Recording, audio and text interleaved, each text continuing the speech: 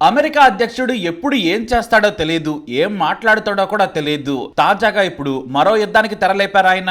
Iran మీద ఏ క్షణమైనా దాడి చేసేందుకు రంగం సిద్ధం చేశాడు ట్రంప్. ఇరాన్ లో రోజు రోజుకు దిగజారిపోతున్న కరెన్సీ విలువలతో వ్యాపారులు ఆందోళన మొదలు పెట్టారు. షాపులు మూసేయడం నుంచి సుప్రీం లీడర్ ఖమేనీ దిగిపోవాలనే వరకు ఆందోళన మొదలయ్యాయి. యువత రోడ్ల మీదకి వచ్చింది. అయితే ప్రభుత్వ వ్యతిరేకులను క్రూరంగా అణిచివేయటం ఇరాన్ సుప్రీం లీడర్ ఖమేనీకి తెలుసు. అందుకే సామాన్యులపై ఏకంగా మిలిటరీని ప్రయోగించాడు. వేల మందిని అరెస్ట్ చేశాడు. దాదాపు 5,000 మందిని కాల్చి చంపినట్లు వార్తలు వస్తున్నాయి. అయితే అరెస్ట్ చేసిన వేల మందికి మరణ శిక్షలు అమలు చేసేందుకు ప్రత్యేక ఏర్పాట్లు చేసినట్లు కూడా వార్తలు వచ్చాయి. దీనిపై అమెరికా అధ్యక్షుడు బగ్గుమన్నారు. మీరు ఆందోళనలు చేయండి, నేను సాయం చేసేందుకు సిద్ధంగా ఉన్నానని మరింత రెచ్చగొట్టాడు. కానీ అంతకు మించి సామాన్యులను తుపాకులతో పెట్టల్లా కాల్చుకుంటూ వెళ్లింది ఇరాన్ సైన్యమనే అంతర్జాతీయ వార్తలు ఆందోళన కలిగిస్తున్నాయి. మొన్నటి వరకు ఇదే ఇరాన్ సేవ్ గాజా అని ఆందోళనలు చేపట్టింది. కానీ గాజాని మించిన హత్యలు ఇక్కడ జరిగాయి. అది కూడా కేవలం 2 రోజుల్లోనే. జనవరి 8, 9 తేదీల్లో దాదాపు 30,000 మందికి పైగా ఆందోళనకారులను హత్య చేశారు. శవాలను ప్రభుత్వ ఆసుపత్రుల్లో కుప్పలుగా పోశారనే వార్తలు, ఫోటోలు కూడా బయటకొచ్చాయి. అంబులెన్స్లా కాకుండా వ్యానుల్లో శవాలను తరలిస్తున్నారని తెలుస్తోంది. అయితే మొదట అమెరికా అధ్యక్షుడు ట్రంప్ తాను ఇరాన్ పై దాడి చేయడం లేదు, ఆ దేశం ఆందోళనకారులపై చర్యలు తీసుకోవడం లేదని మాకు సమాచారం వచ్చిందని ప్రకటించాడు. కానీ మెల్లిగా వెయిట్ అండ్ సీ పాలసీ ద్వారా ప్రపంచాన్ని తప్పుదారి పట్టించాడు. ఇరాన్ సిద్ధం కాకూడదనుకున్నాడో మరోటా కానీ ఇరాన్ మీద దాడికి సర్వం సిద్ధం చేశాడు ట్రంప్. ఇప్పటికే యుద్ధ విమాన వాహన నౌక అబ్రహం లింకన్ పశ్చిమాసియాకు చేరుకుంది. ఇది చేరుకునే లోపే యుఎస్ఎస్ ఫ్రాంక్ ఈ పీటర్సన్ జూనియర్, యుఎస్ఎస్ డెస్ట్రాయర్లు, మిషన్ మార్పిలు కూడా చేరుకున్నాయి. అమెరికా కూడా వీటిని ధృవీకరించింది. ఇరాన్ మీద దాడులు చేస్తారా అని ఓ అమెరికా ఉన్నతాధికారిని ప్రశ్నిస్తే ఆయన సమాధానం ఇవ్వలేదు. కేవలం ప్రాంతీయ భద్రత, పశ్చిమాసియా స్థిరత్వం కోసమని సమాధానం దాటవేశారు ఆయన. అయితే ఇరాన్ సరిహద్దుల్లోని అరేబియా సముద్రంలో మామూలుగా వీటిని నిలపాలి, కానీ అనూహ్యంగా సుదూర ప్రాంతంలోని హిందూ మహాసముద్రం నుంచి దాడులు చేస్తారా అనే వ్యాఖ్యలు వినిపిస్తున్నాయి. పైగా ఇప్పటికే వరుసగా ఫైటర్ జెట్లు, కార్గో విమానాలు చేరుకున్నాయి. ఆ దేశానికి ఇరాన్ చుట్టూ ఉన్న ప్రాంతీయ బేస్లను మిలిటరీ ఆయుధాలతో నింపేస్తున్నారు. సైనిక సిబ్బందిని పెంచేశారు. అమెరికా చర్యలతో ఇరాన్ ఇప్పుడు అప్రమత్తమైంది. అమెరికా అధ్యక్షుడు ఒక నేరస్తుడని ఖమేనీ ప్రకటించాడు. ఆ దేశం ఉన్నతాధికారులు ట్రంప్ ను చంపుతామని హెచ్చరించగా ఆ వ్యాఖ్యలకు అమెరికా అధ్యక్షుడు బదులిచ్చాడు. నన్ను హతమారిస్తే మీ దేశం భూమి మీద ఉండదు. నేను మరణించిన మరుక్షణమే మీ దేశాన్ని సర్వనాశనం చేయాలని మా సైన్యానికి ఆదేశాలు ఇచ్చానని కూడా ట్రంప్ తొడగొట్టి మరీ సవాల్ విసిరాడు. అయితే రష్యా అధ్యక్షుడు పుతిన్ అమెరికాను హెచ్చరించాడు. ట్రంప్, నువ్వు తొందరపాటు చర్యలకు దిగద్దు, పశ్చిమాసియాను అల్లకల్లోలం చేస్తే దాని పర్యావసనాలు తీవ్రంగా ఉంటాయని బెదిరించాడు. కానీ రష్యా బెదిరింపుల వరకే కానీ తాను ఉన్న ఆర్థిక పరిస్థితుల దృష్ట్యా రష్యా ప్రస్తుతం యుద్ధ రంగంలోకి రాదు. ఇక చైనా కూడా అంతే. అమెరికా బెదిరింపులను ఖండిస్తూ ప్రెస్ మీట్లు పెడుతుంది. ఇక చైనా యుద్ధం చేయలేదు, చేసిన అమెరికా ముందు నిలబడలేదు. ఎందుకంటే ఆర్థికంగా ఎంతో బలోపేతమైన చైనా తన సైన్యం సత్తా ఇంతవరకు నిరూపించుకోలేదు. చైనా దగ్గర భారీగా ఆయుధాలు, యుద్ధ విమానాలు ఉన్నాయనే పేరే కానీ వాటిని రియల్ టైమ్ లో ఉపయోగించలేదు.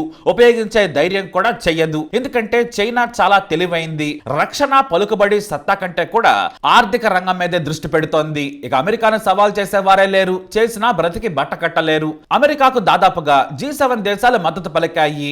ఇరాన్ ప్రజల హక్కులను కాలరాస్తూ ప్రశ్నించే వారిని చంపడంపై ఆ దేశాలు ఆందోళన వ్యక్తం చేశాయి. క్రూరమైన అణిచివేతలను ఖండించాయి.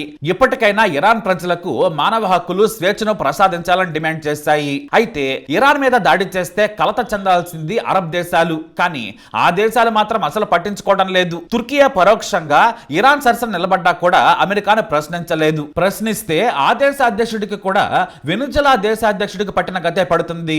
ఇప్పుడు ఇరాన్ కు కేవలం తాను పెంచి పోషించిన హౌతీ లాంటి తీవ్రవాద సంస్థలే మద్దతు పలికాయి. కానీ అమెరికా నేరుగా యుద్ధం చేయదు. ఎక్కడో సముద్రం నుంచి బాంబర్లు, జెట్ ఫైటర్లు వస్తాయి, నిప్పుల వర్షం కురిపించి వెళ్లిపోతాయి. అంతో ఇంతో ప్రతిఘటిస్తే ఇరాన్ తన మిసైల్స్ ను ప్రయోగించాల్సిందే. అయితే వృద్ధాప్య సమస్యలతో బాధపడుతున్న Iran supreme leader Ayatollah Ali Khamenei America భయంతో బంకర్లో దాక్కున్నాడు. అంతేకాదు ఎటైనా పారిపోయేందుకు బంకర్లను ఓపెన్ చేసి భద్రత మధ్య బిక్కుబిక్కుమంటూ బ్రతుకుతున్నాడు. కానీ ఇరాన్ లోని ప్రతి బంకర్ తో పాటు చిన్న రంధ్రాలు కూడా ఇజ్రాయెల్ కు తెలుసు. బహుశా అమెరికా దాడులకు ఇజ్రాయెల్ సాయం చేస్తుండొచ్చు. అయితే తాను బంకర్ లో దాక్కొని తన కార్యాలయం బాధ్యతలను చిన్న కొడుకు మసూద్ ఖమేనీకి అప్పగించాడు సుప్రీం లీడర్. సైన్యాధ్యక్షులకు నేరుగా ఖమేనీనే ఆదేశాలు జారీ చేస్తాడు. కానీ బయట జరిగే పాలనా విషయాలను కొడుకు చూసుకుంటాడని అంతర్జాతీయ కథనాల్లో వార్తలు వస్తున్నాయి. అయితే ఇప్పుడు అమెరికా లక్ష్యం ఏంటి, ట్రంప్ ఏం కోరుకుంటున్నాడనేది అందరికీ తెలిసిందే. ఇరాన్ లో ప్రభుత్వం మారాలి, ప్రజాస్వామ్యం రావాలి, ప్రజలు కోరుకున్న స్వేచ్ఛ రావాలి అని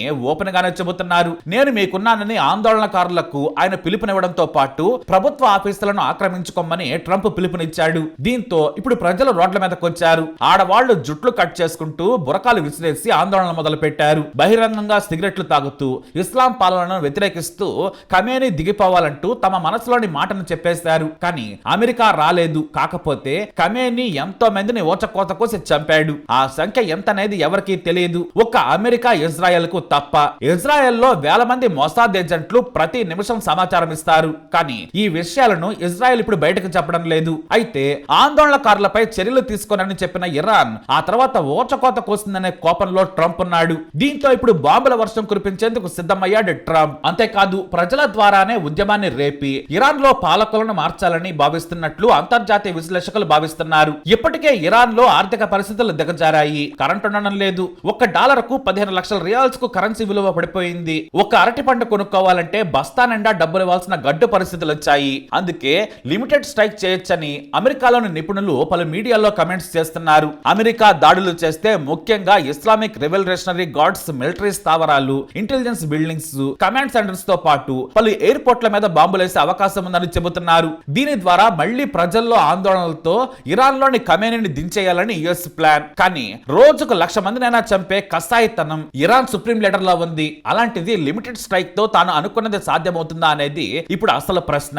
అయితే కనీసం ప్రజల మీద పాలకులు స్వారీ చేయకుండా కనీసం పాలనా సంస్కరణైనా తీసుకురావాలని అమెరికా భావిస్తోంది. అందుకోసమే బాంబు లేయడానికి ముందే తాము చర్చలకు సిద్ధమని అమెరికా ప్రకటించింది. దాని వెనకాలే చర్చలు ముందుకు సాగాలంటే ఇరాన్ ఎలాంటి చర్యలు తీసుకోవాలో ఆ దేశానికి తెలుసు. వాటిని పూర్తి చేసి చర్చలకు రావాలని ముందే కండిషన్ పెట్టింది. అంటే మాట్లాడుకోవడం లేవు, బాంబులు వేయడాలే ఉన్నాయని హెచ్చరించేసింది. మొత్తానికి అదే సంగతి. ఎప్పుడు ఏ క్షణమైనా కూడా యుద్ధం రావచ్చు. మరేం జరుగుతుందో చూద్దాం. మరి ఈ న్యూస్ పై మీ అభిప్రాయాన్ని కమెంట్ ద్వారా తెలియజేయండి. వీడియో అప్డేట్స్ కోసం మై ఛానల్ ఫాలో అవ్వండి, తప్పకుండా సబ్స్క్రైబ్ చేసుకోండి.